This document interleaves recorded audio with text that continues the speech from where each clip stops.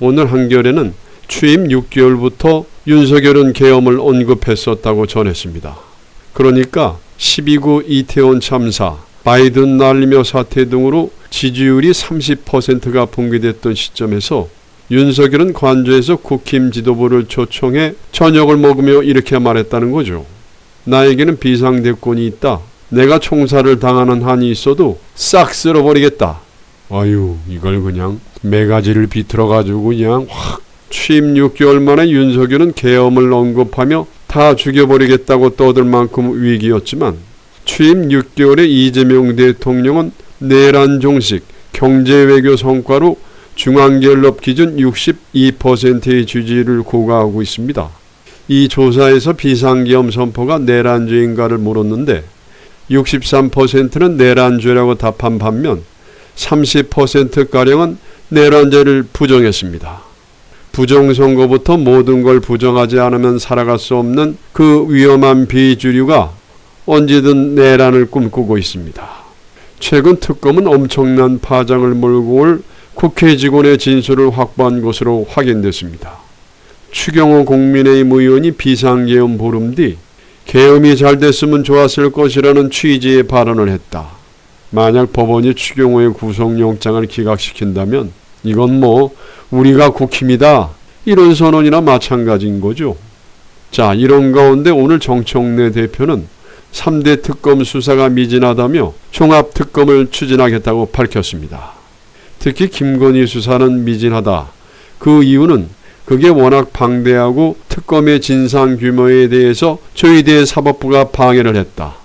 최혜병 특검의 경우 구속영장 10건 중에 임성근을 제외한 9건은 모두 기각함으로써 90% 영장 기각률을 기록했다. 또한 내란 수사, 김건희 수사 등에서도 핵심 피해자의 구속영장이 기각되면서 수사의 차질을 빚었다.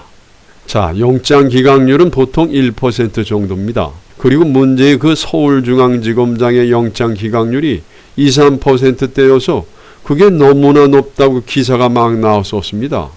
그런데 특검에 한해서는 영장 기각률이 90%에 이릅니다. 이런 유행병을. 다시 정청래 대표의 말을 마저보겠습니다. 따라서 연내 내란 전담 재판부 설치, 대법관 증언법, 왜곡죄 등을 포함한 사법개혁 방안을 처리하겠다고 다시 한번 약속드린다. 그 어떤 방해와 압력에도 굴하지 않고 관철할 것이 확실한 사법개혁으로 사법부를 국민의 품으로 돌려놓겠다. 이 한마디로 조희대를 압박하면서 특검은 계속 간다는 거죠. 그리고 김용민 의원은 오늘 법사위 일소위에서 내란 전담 재판부 설치와 법 왜곡죄 도입을 심사한다며 신속하게 통과시켜 내란을 청산하겠다고 말했습니다.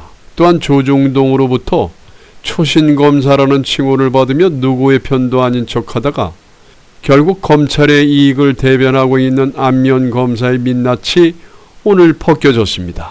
한국일보 취재에 따르면 최근 전국 검찰 실무 기말 시험이 치러진 직후 로스쿨 학생들 중심으로 한양대와 성균관대에서 출강한 검사들을 통해서 문제가 사전에 유출됐다는 논란이 불거졌다고 합니다. 알고 보니 해당 항목은 현직 검사들이 전국 로스쿨에 파견돼서 가르치고 있었고 이 중 한양대, 성균관대, 강원대에 출강하고 있는 안면 서울중앙지검장 검사가 시험 직전 마지막 수업에서 특정 죄명을 강조하며 강의를 했었다는 겁니다. 안면 검사는 이번 시험이 유독 어려우니 잘 보라며 수십 개 죄명들이 강조된 파워포인트 화면을 여러 장 제시하면서 출제 빈도가 낮은 분묘 발굴이라는 생소한 죄명을 강조했는데 이후 치러진 시험에서 안 검사가 강조했던 그 죄명이 적용되는 문제가 전체 80-90%에 달았다는 게 수험생들의 설명이었습니다. 저희 학교 출간 검사는 아무 이야기가 없었고 검사가 죄명을 집어준 사례도 들어보지 못했다. 검찰 실무일은 완조 자체가 물리적으로 불가능한 시험이라 죄명을 가르쳐준 것은 문제에 유출한 것과 똑같다. 자, 이렇게 되면서 전국의 25개 로스쿨은 난리가 났고 사태가 커지자 법무부는 1일 재시험을 공지했습니다. 여기에 법무부는 이렇게 말했습니다. 시험일 전 특정 학교에서 교수 간 사전 협의된 범위를 벗어나 중요 표시된 죄명이 학생들에게 제시되고 해당 죄명이 실제 시험에 출제된 것으로 확인됐다. 그리고 법무부는 사실관계를 파악해서 안면 검사에 대해서 감찰 등 조치를 취할 것으로 검토 중이라고 합니다. 여기에 안면 검사 측의 해명을 확인하기 위해서 수차례 연락했지만 답변을 듣지 못했다고 합니다. 이건 소신검사 안면이 소신 있게 나서질 못하고 있네요. 언론에 나와서는 세상이 이렇게 공정한 검사가 없다는 듯 보안수사권, 대장동 항소 포기, 페터 항성 포기 등 주요 국면마다 튀어나와서 공정과 형평을 외치더니 시험 문제를 유출했어? 벌써부터 라임 만드는 겁니까? 안미연은 언론에 나와서 이문정 검사를 조롱하고 국회에 나와서는 이렇게 말했었죠.